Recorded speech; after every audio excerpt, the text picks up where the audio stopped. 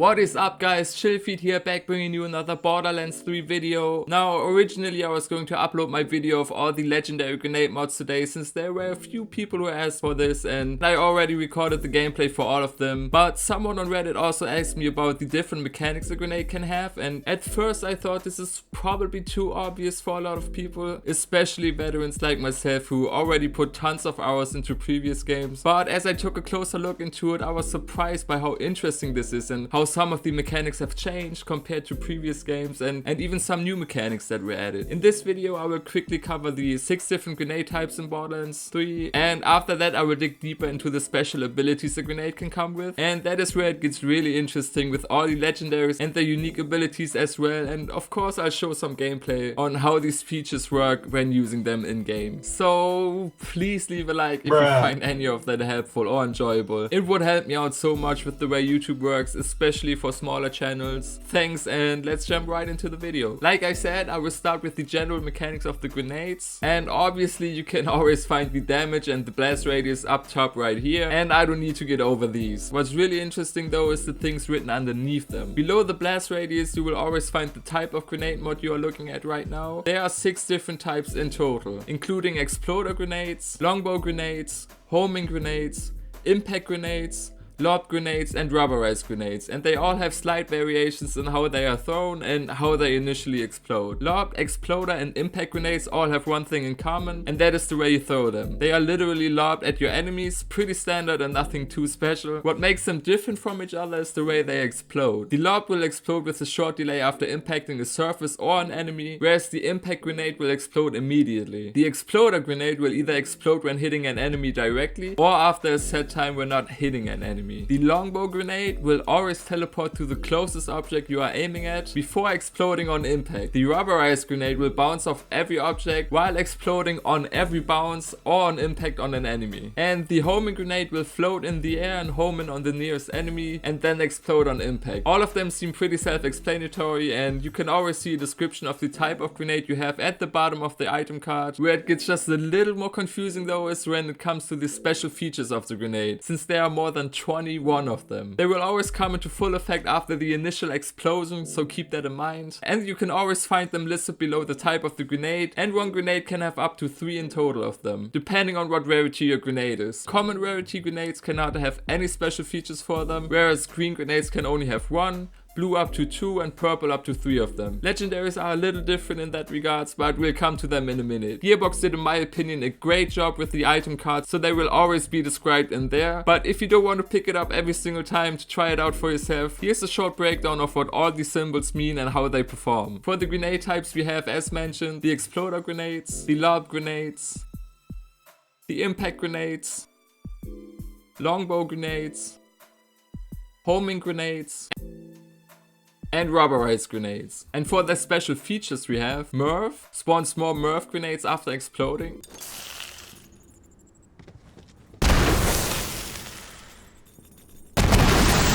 Mini MRV, MRV grenades spawn even more MRV grenades after they explode.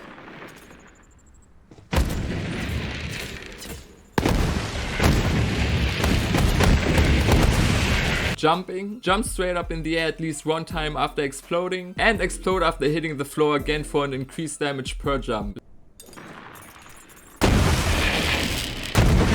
Large, extends the explosion radius. Force, explosion causes heavy knockback.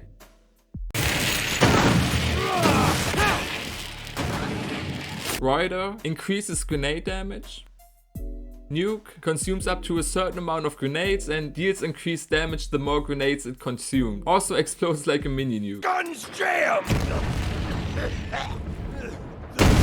Transfusion, heals the user for a portion of damage dealt.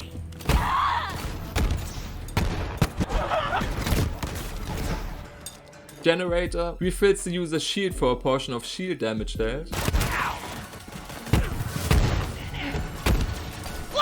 Money, enemies drop some cash when damaged.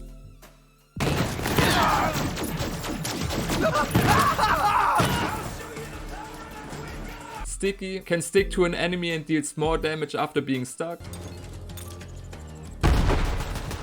Divider, splits into multiple grenades mid-flight.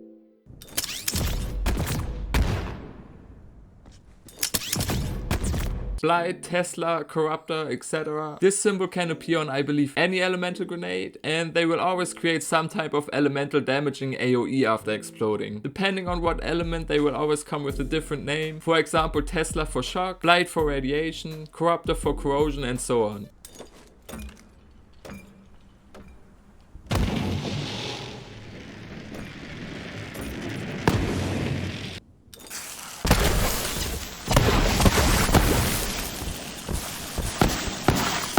Bouncy. Grenade will bounce in some type of way after the initial explosion and explodes up to a few more times. Rain will launch up in the air after the initial explosion and fires a few more grenades down around it.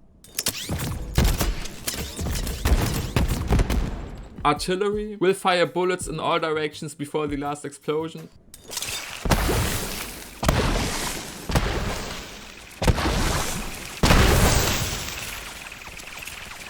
Singularity pulls in enemies within the blast radius for a few seconds. Elemental damage increases elemental damage of the grenade. And finally, Link will increase the damage by a certain amount of every enemy damaged by the grenade.